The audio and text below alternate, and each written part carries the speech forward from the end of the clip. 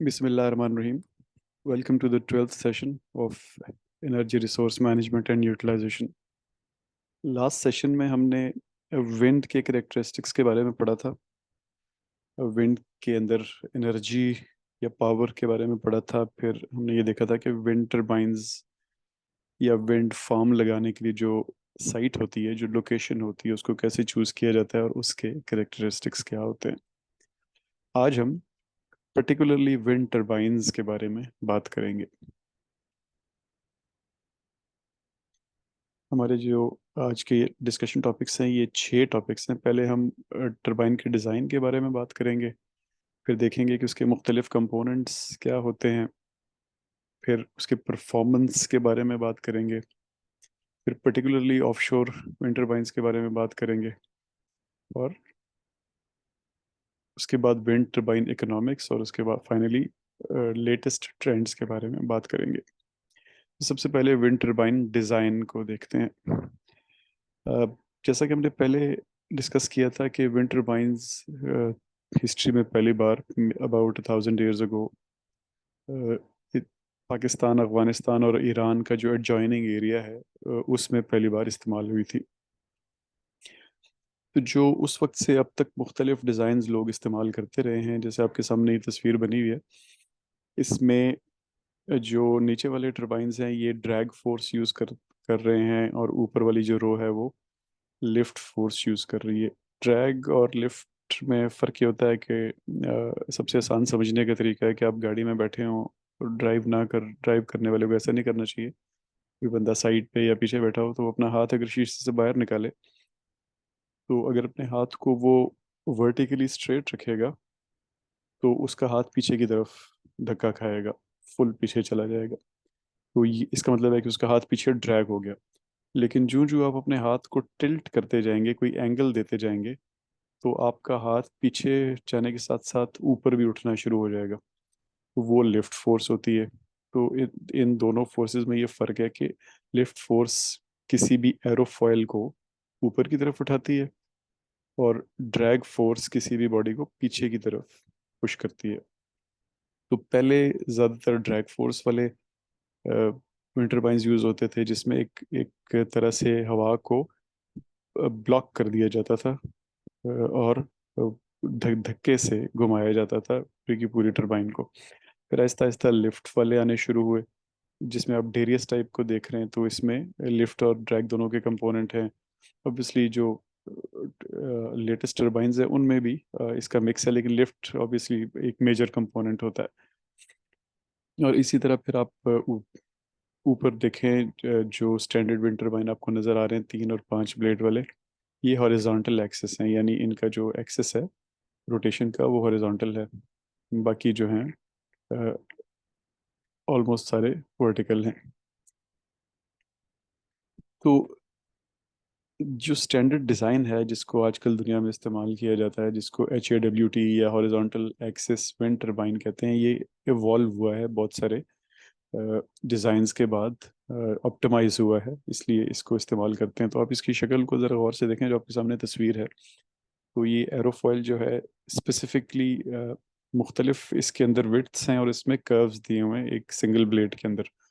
और जहाँ पे ब्लेड हब को जॉइन कर रहा है, अ, वहाँ पे पिच कंट्रोल की जा सकती है, यानी इसका टिल्ट चेंज किया जा सकता है। जिस हवा का एंगल ऑफ अटैक जिसको हम कहते हैं ड्रैग और लिफ्ट फोर्स को पढ़ते हुए, तो उस एंगल ऑफ अटैक को चेंज किया जा सकता है, जिससे फिर इसकी रोटेशन स्पीड आप चेंज कर सकते हैं। और ये कुछ टर्बाइंस में ऑटोमेटिकली होता है, और कुछ टर्बाइंस में आप इलेक्ट्रॉनिकली भी कर सकते हैं। अब ये जो डिज़ाइन हमारे सामने आया है, 3 ब्लेड्स वाला और HAWT, ये इस तरह से ऑप्टिमाइज है कि ये आपकी परफॉर्मेंस को, मटेरियल कितना इस्तेमाल होना है, और स्केलेबिलिटी को, यानी हम विंड टरबाइन के ब्लेड्स के साइज को भी बड़ा कर सकते हैं, उसको ये बेस्ट कम्बिनेशन फराहम करता है हमें। जो हमारे ब्लेड्स होते हैं ये फिर एक सेंट्रल हब को कनेक्ट करते हैं, जिसको हम जैसे मैंने बताया कि जिसके अंदर हम फिर कंट्रोलेबल पिच का मैकेनिज्म भी रखते हैं, और ये जो ब्लेड्स और हब को मिला के जो चीज़ होती है इसको हम कहते हैं ये रोटर है, क्योंकि ये घूम रहा होता है और फिर ये अंदर ऑल्टरनेटर को या जनरेटर को घुमा रहा होता है। अब सवाल ये पैदा होता है कि विंड टर्बाइंस में सिर्फ तीन ब्लेड ही क्यों होते हैं, या ज़्यादातर विंड टर्बाइंस में तीन ब्लेड क्यों होते हैं। इसमें अब ऑब्वियसली कोई ना कोई नंबर तो रखना है हमने, एक बैलेंस चाहिए। तो जो बेसिक कंसिडरेशन है वो ये है कि अगर आप बहुत सारे ब्लेड्स रख लेंगे तो दो चीज़ें जहन में आती हैं। पहली चीज़ ये कि फॉर एग्जांपल हम एन नंबर ऑफ या अनलिमिटेड नंबर ऑफ ब्लेड्स रख लेते हैं, जितने मर्जी रख लें, तो वो क्या करेंगे कि वो तो सारी की सारी एयर को ब्लॉक कर देंगे। और जाहिर है कुछ एयर का गुजरना ज़रूरी है बीच में। हमने पिछले सेशन में बेट्स लिमिट या बेट्स लॉ पे देखा था कि आपने कुछ हवा गुजारनी है तभी वो फ्लो क्रिएट होगा, और वो बेट्स लिमिट के मुताबिक वो तकरीबन आपकी 40% हवा गुजरनी चाहिए, तब वो फ्लो क्रिएट होगा, जिससे वो 59.7% आइडियल एफिशिएंसी की बात हमने जहाँ पे की थी। दूसरी चीज़ ये कि जब एक ब्लेड हवा को के अंदर से गुजरता है तो वो हवा को टर्बुलेंट बना देता है। जब हवा टर्बुलेंट हो जाती है तो हमने पढ़ा था कि उससे एनर्जी, विंड एनर्जी एक्सट्रैक्ट करना मुश्किल होता है। तो इसका मतलब है अगले ब्लेड को टर्बुलेंट हवा मिलेगी या टर्बुलेंट विंड मिलेगी, तो हम ये भी नहीं चाहते। तो हमें एक ऐसा नंबर चाहिए कि जो फ्लो भी दे हवा को, और सेकेंडली एक विंग के गुजरने के बाद दूसरे विंग के लिए टर्बुलेंट हवा ना मिले, बल्कि इतनी देर गुजर जाए कि उसको भी स्मूथ हवा मिले। तो ये चीज़ें कंसिडर करके तीन ब्लेड्स तक लोग पहुंचे। अब इसमें बहुत सारे डिज़ाइन कंसिडरेशंस भी हैं, जैसे आप ये तस्वीर को देखें तो ये टिप स्पीड रेशो को प्लॉट किया हुआ है विंड टर्बाइन एफिशिएंसी के साथ। तो यहाँ पे आप एक मेन चीज़ ये देख सकते हैं कि 2, 3, 4 और 5 ब्लेड की wind efficiency, wind turbine efficiency में कोई बहुत ज़्यादा फर्क नहीं है। 0.43 और 0.478 के बीच में है सारी। लेकिन टिप स्पीड रेशो में फ़र्क है। टिप स्पीड रेशो जो है वो मैक्सिमम किसी की तकरीबन 6 से शुरू हो रही है, और फिर आप इस वन ब्लेड वाले को देखें तो ये तकरीबन 15 तक जा रही है। अब थोड़ी देर में हम टिप स्पीड रेशो को देखेंगे कि ये चीज़ क्या होती है और कितनी होनी चाहिए। जितने ज़्यादा आप ब्लेड लगाएंगे, जैसा हम ऊपर देख रहे हैं कि हमें एफिशिएंसी 2, 3, 4, 5 ब्लेड्स में एक ही मिल रही है, 5 ब्लेड लगाएंगे तो इसका मतलब है कि आपको ज़्यादा मटेरियल लगाना पड़ेगा। 3 लगाएंगे तो कम मटेरियल लगाना पड़ेगा। ज़्यादा मटेरियल होंगे, ज़्यादा ब्लेड्स होंगे तो किसी एक पे चिपिंग हो जाएगी या कोई एक प्रॉब्लम हो जाएगा, तो पिटिंग हो जाएगी, क्रोजन हो जाएगी, तो आपको वहाँ पे मेंटेनेंस ज़्यादा करनी पड़ेगी। अब जूं जूं आप ब्लेड्स बढ़ाते जाएंगे, इसका मतलब है कि ब्लेड्स फिर पतले भी होते जाएंगे, और उससे फिर क्या होगा कि ब्लेड स्टिफ नहीं रहेंगे और फिर उनका बकल होना या टूटना आसान हो जाएगा। फिर जितने ज़्यादा आप ब्लेड्स बढ़ाते जाएंगे तो टरबाइन के स्ट्रक्चर पे टिपिंग प्रेशर भी बढ़ेगा, यानी ज़्यादा बार मैक्सिमम प्रेशर को एक्सपीरियंस करेगी वो रोटर और हब की जो असेंबली का पॉइंट है, और वो फिर ट्रांसमिट करेगी पूरे के पूरे सिस्टम के अंदर। हायर वाइब्रेशंस वगैरह होंगी। और ये जो तीन ब्लेड्स का स्ट्रक्चर है ये डायनामिक विंड लोड को भी बैलेंस करता है, यानी कि जो ऊपर वाले ब्लेड्स के ऊपर हवा का प्रेशर पड़ रहा होता है वो सिमेट्रिकली आइडियली बैलेंस होता है नीचे वाले। तो एक ब्लेड जब ऊपर होता है तो दो नीचे होते हैं। अगर आप हॉरिजॉन्टली एक लाइन लगा दें रोटर के सेंटर पॉइंट पे, तो वो दोनों फिर बैलेंस करते हैं ऊपर वाले को जो कि हाई लोड ले रहा होता है। तो आइडियली फिर तीन ब्लेड्स वो नंबर है जो कि सूट करता है मटेरियल वाइज, स्ट्रक्चर को बैलेंस करने के लिए, विंड से एफिशिएंसी एक्सट्रैक्ट करने के लिए, और वो टिप स्पीड्स रखने के लिए जो कि सिस्टम के लिए आइडियल है। अब ब्लेड डिज़ाइन में जो कंसिडरेशंस हैं, बेसिकली जो ब्लेड होता है वो एरोफॉइल होता है, यानी उसकी शक्ल इस तरह की होती है कि वो लिफ्ट और ड्रैग फोर्स को में से लिफ्ट फोर्स एक्सट्रैक्ट कर रहा होता है। ऑब्वियसली ड्रैग फोर्स का भी एक कंपोनेंट होता है, जिस तरह हवाई जहाज़ के पर होते हैं कि आप जब आप अपने जहाज़ को आपने उठाना होता है, तो आप अपने विंग्स के एक पार्ट को इस तरह टिल्ट करते हैं कि नीचे से उसको हवा मिले और वो एक लिफ्ट प्रोड्यूस करे। और जब आपने उसको स्टेबल करना होता है तो उसी पार्ट को आप स्ट्रेट कर देते हैं, यानी जब आप जहाज़ को स्ट्रेट चलाना चाहते हैं। इसी तरह जब आपने रोकना होता है, जहाज़ को ब्रेक लगानी होती है, तो आप उससे ऑपोजिट डायरेक्शन में खड़ा कर देते हैं और मैक्सिमम ड्रैग लेने की कोशिश करते हैं ताकि एक्सेलरेशन कम हो जाए, आपकी स्पीड कम हो जाए आपके जहाज़ की, और वो रुक जाए।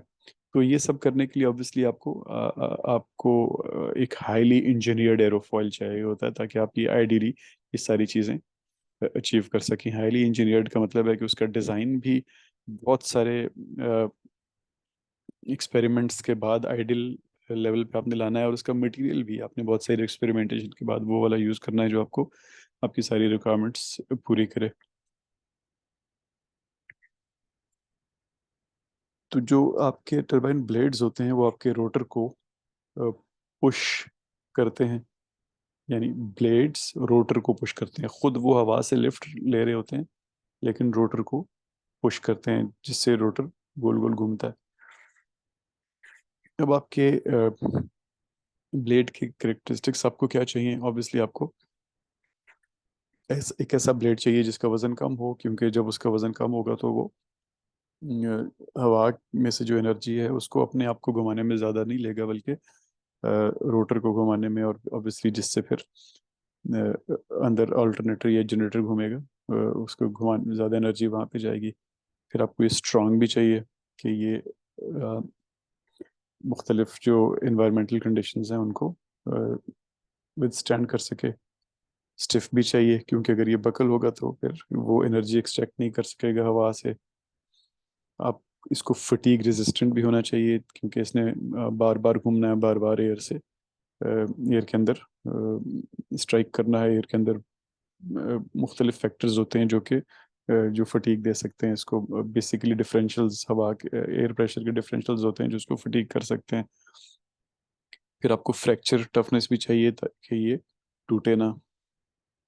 इसको मुख्तलिफ सिचुएशंस आ सकती हैं जिससे ये टूट सकता है, जैसे फॉर एग्जांपल कुछ जगहों जो ज़्यादा गर्मी वाली सिचुएशन में एक पॉइंट गर्म है एक नहीं है, तो उससे जो डिफरेंशियल पैदा होता है वो क्रैक्स पैदा करता है, जो कि अल्टीमेटली फ्रैक्चर तक जाते हैं। इसी तरह लाइटनिंग या ओले पड़ते हैं, या बहुत ज़्यादा ह्यूमिडिटी की वजह से क्रैक्स डेवलप हो सकते हैं, जो कि आखिर फ्रैक्चर तक पहुंच जाते हैं। तो इस सब कंसिडरेशंस को जहन में रखते हुए जो सबसे अच्छा मटेरियल आपको मिलता है वो है FRPs या फाइबर रीइंफोर्स्ड पॉलीमर्स, जो कि बेसिकली ग्लास फाइबर्स होते हैं इन थर्मोसेट प्लास्टिक रेजिन्स या हाईटेक फाइबर ग्लास। इस आप तस्वीर देखें जो नीचे वाली है, तो इसमें आप देखेंगे कि अंदर से एक हॉलो स्ट्रक्चर होता है, और एक इसके अंदर एक कोर मटेरियल है बालसा वुड। बालसा वुड जो बालसा वुड की खसूसियत ये है कि ये बहुत लाइट वेट होती है, और लेकिन still it's a very hard would. Light weight होती है लेकिन फिर भी बहुत हार्ड है। ये हमारी मार्केट में ये मिलती है नॉर्मली डिज़ाइन स्ट्रक्चर्स बनाने के लिए, जो बच्चों के आप मुख्तलिफ खिलौने वगैरह बनाते हैं, या लोग कुछ कुछ लोग जहाज़ वगैरह मॉडल्स के तौर पे जो बनाते हैं वो बालसा वुड लेते हैं। तो ये मुख्तलिफ खिलौने की दुकानों पे आपको इसकी शीट्स भी मिल जाती हैं। तो इन शीट्स को आप कोर मटेरियल के तौर पे इस्तेमाल करते हैं, और उसके अराउंड जो है ये फाइबर ग्लास का स्ट्रक्चर बनता है। और एक इसके अंदर भी एक वेब होती है, यानी ये टोटली एक सिंगल हॉलो स्ट्रक्चर नहीं होता, बल्कि उसके अंदर भी वेब्स होते हैं, ताकि मुख्तलिफ फोर्सेस को बैलेंस कर सकें, और जो आपको स्ट्रेंथ चाहिए वो स्ट्रेंथ दें। अब जो हमने पीछे बात की थी टिप स्पीड रेशो की, ज़रा उसको देखते हैं कि जो रोटेशन स्पीड कितनी रखनी है ब्लेड की, वो ऑप्टिमम होता है, ऑप्टिमाइज किया जाता है इस तरह कि ज़्यादा से ज़्यादा विंड की एनर्जी को आप कैप्चर कर सकें। अगर आप बहुत आहिस्ता रखेंगे तो हवा की एनर्जी आप नहीं ले सकेंगे और बीच में से बहुत सारी हवा गुजर जाएगी। अगर आप बहुत तेज़ रखेंगे तो, जैसा हमने थोड़ी देर पहले बात की, कि टर्बुलेंस क्रिएट होगी आने वाले विंग के लिए, तो उसको ऐसी हवा नहीं मिलेगी जिससे वो एनर्जी एक्सट्रैक्ट कर सके। तो टिपिकली फिर जो रोटेशन स्पीड्स होती हैं depending on the size of the wind turbine, 5 से 20 आरपीएम होती है, रेवोल्यूशंस, रोटेशंस पर मिनट। ऑब्वियसली हम ये स्पीड की बात नहीं कर रहे, ये हम रोटेशंस की बात कर रहे हैं, क्योंकि स्पीड जो है वो रोटर पे के करीब कम होगी और टिप पे ज़्यादा होगी। तो रेवोल्यूशंस जो है वो 5 से 20 होती हैं 1 मिनट के अंदर। अब टिप स्पीड रेशो जो है ये एक इम्पॉर्टेंट इंजीनियरिंग कंसिडरेशन है। ये होती है आपकी जो हाईएस्ट स्पीड जो आपको ब्लेड की फारदेस्ट पॉइंट पे मिल रही होती है टिप पे, divided by the wind speed. अब ये टिप स्पीड कितनी होनी चाहिए? अगेन ये ट्रायल एंड एरर के बाद, मुख्तलिफ एक्सपेरिमेंटेशंस के बाद, जो 3 ब्लेड्स का रोटर होता है उसके लिए, 3 ब्लेड्स का जो विंड टरबाइन होता है उसके लिए आइडियल जो टिप स्पीड रेशो है वो 6 से 8 के दरमियान है। नॉर्मली 7 रखा जाता है टिप स्पीड रेशो को। क्यों रखा जाता है? क्योंकि ये आपको सबसे अच्छी एफिशिएंसी देता है। जो ही आप इससे बढ़ते हैं तो रोटेशन स्पीड्स बढ़ जाती हैं। उससे एक तो फटीग वगैरह या जो प्रेशर्स आते हैं अंदर ऑल्टरनेटर के सारे स्ट्रक्चर पे, वो बढ़ जाते हैं। सेकेंडली आवाज़ बहुत ज़्यादा बढ़ जाती है, गियर वर्क की आवाज़। तो 7 रिमेन्स द बेस्ट नंबर। अब ये टिप स्पीड रेशो डिज़ाइन के वक्त भी आप ऑब्वियसली सारी चीज़ों को देखते हैं, लेकिन जैसा हमने थोड़ी देर पहले बात की, ये पिच से भी कंट्रोल किया जा सकता है। यानी वो एंगल ब्लेड का जो कि रोटर में जहाँ पे वो लगा हुआ है उसको चेंज किया जाता है कंट्रोलेबल पिच मैकेनिज्म से, और उसको ऐसी पिच पे लेके आया जाता है कि आपको 6 to 8 के दरमियान टिप स्पीड रेशो मिले। फॉर एग्जांपल, आपका 3 ब्लेड का टरबाइन है और आपके रोटर का डायमीटर 100 मीटर है, और आप 12 रोटेशंस पर मिनट पे वो घूम रहा है, और विंड स्पीड जो आपकी चल रही है वो 9 मीटर पर सेकंड चल रही है। तो जो आपकी ट्विस्ट टिप स्पीड है वो pi into diameter into revolutions पर सेकंड में कन्वर्ट कर दें आप, क्योंकि हम सिस्टम इंटरनेशनल में सेकंड यूज़ करते हैं। तो पाई इंटू 100 इंटू 0.2, तो टिप स्पीड आपकी जो फारदेस्ट एंड पे आपको जो स्पीड मिल रही है हवा रोटर की, वो 63 है उस वक्त, जबकि विंड स्पीड 9 मीटर पर सेकंड है। तो आप इसका रेशो देख लें कि 63 को जब आप 9 पे डिवाइड करते हैं तो तकरीबन 7 7 एग्जैक्टली बनता है। इस तरह टिप स्पीड रेशो निकाला जाता है टरबाइन का। अब विंड टरबाइन का रोटर जो है, इसको आपने हमेशा हवा की तरफ फेस करवाना होता है, क्योंकि जो पीछे हमने जो शुरू में डिज़ाइंस देखे थे उनमें डेरियस डिज़ाइन था एक। ये 1914 में एक फ्रेंच एक कह लें साइंटिस्ट या एंटरप्रेन्योर थे, उन्होंने अपने पास इसको पेटेंट करवाया था। उसमें आपको विंड में फेस करने की ज़रूरत नहीं थी, उसकी शक्ल नहीं होती थी, उसकी शक्ल ऐसी होती थी कि जो विंड जैसे मर्जी चल रही हो वो घूमना शुरू कर देता था। लेकिन ये जो हमारा हॉरिजॉन्टल एक्सिस HWT टरबाइन होता है 3 ब्लेड वाला, इसको विंड के अंदर it has to face the wind घूमने के लिए।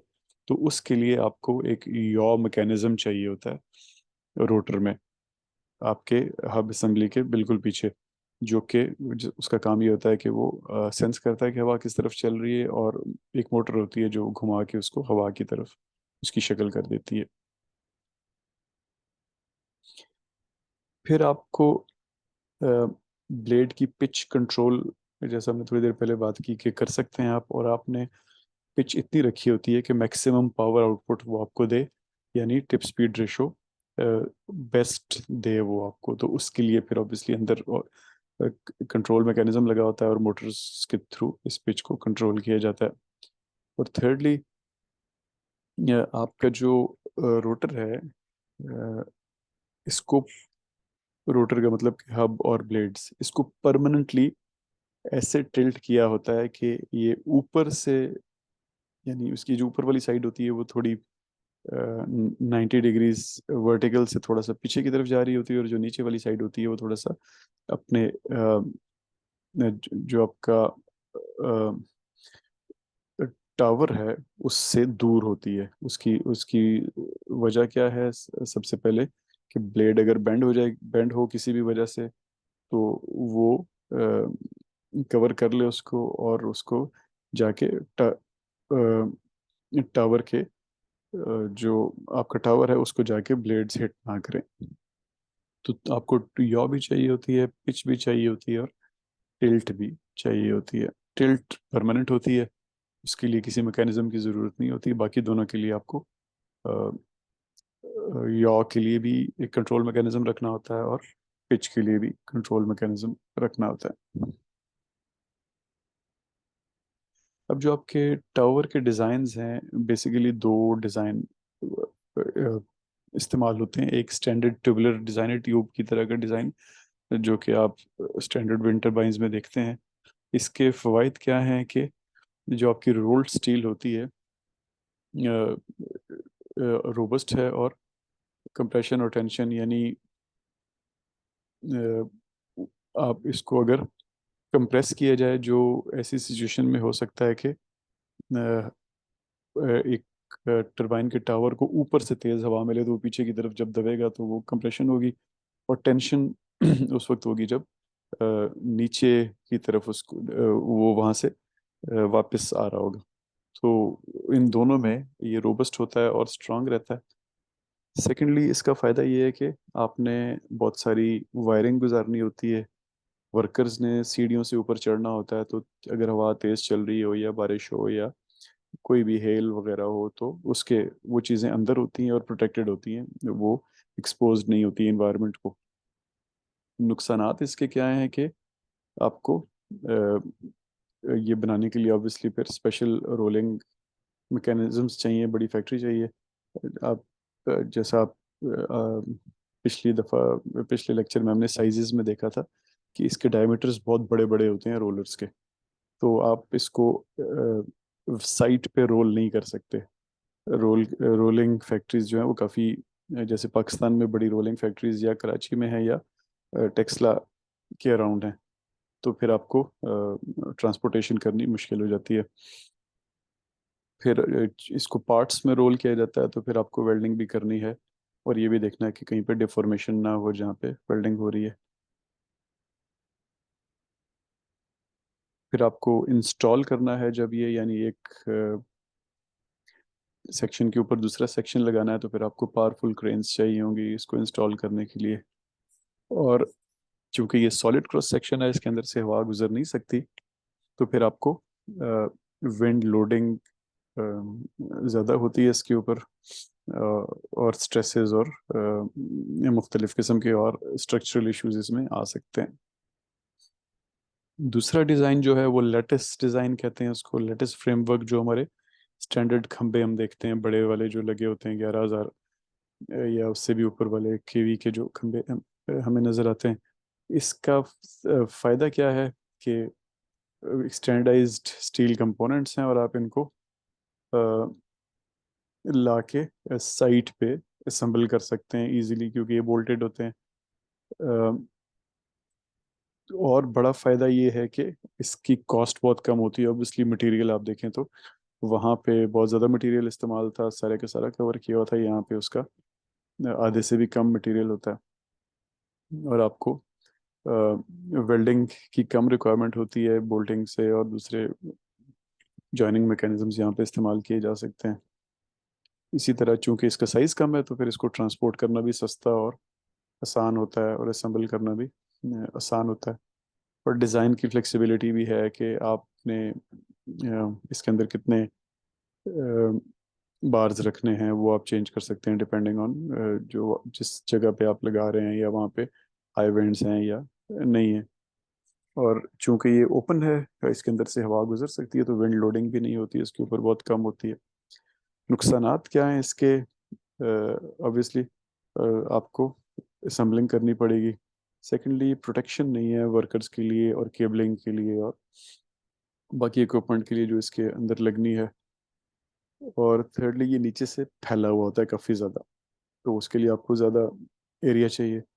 और फिर ये बहुत देखने में भी बहुत खूबसूरत नहीं होता, तो एक ये भी फैक्टर है। और तीसरा, सॉरी, अगला नुकसान इसका ये है कि इसके जो ऊपर वाले हिस्से होते हैं वहाँ पे बर्ड्स जो हैं वो अपने नेस्ट्स वगैरह बना लेते हैं। तो फिर बर्ड्स जहाँ पे वो आपके इक्विपमेंट लगी हुई है, उसको नुकसान पहुँच पहुँच सकता है वहाँ पे। बर्ड्स पंखों की वजह से उनकी दे कैन बी किल्ड। अब आपका जो टावर का डिज़ाइन है, इसमें इसका जो हाइट कंपोनेंट है, इसके बारे में हमने बात की थी कि जितना जितना आप ऊपर जाते जाएंगे उतनी उतनी आपको विंड अच्छी मिलती जाएगी। तो अ, जितना बड़ा टावर होगा, तो आपकी विंड टर्बाइन की आउटपुट उतनी ज़्यादा बढ़ती जाएगी। हमने देखा था कि 120 और 30 के बाद ये थिन आउट हो जाता है एडवांटेज, लेकिन उस वक्त तक काफ़ी सिग्निफिकेंटली फ़र्क पड़ता है विंड से आउटपुट लेने में।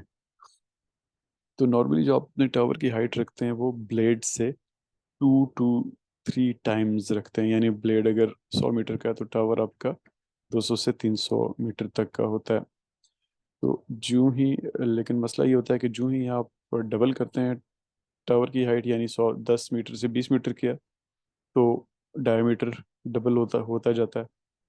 आपका मटेरियल 4 टाइम्स ज़्यादा लगता है। आपकी पावर आउटपुट जो है वो ट्वाइस बढ़ती है। Obviously up to a certain level, उसके बाद नहीं बढ़ती है। तो बेसिकली आपकी जो हाइट होती है वो it has to be trade off between cost and power output.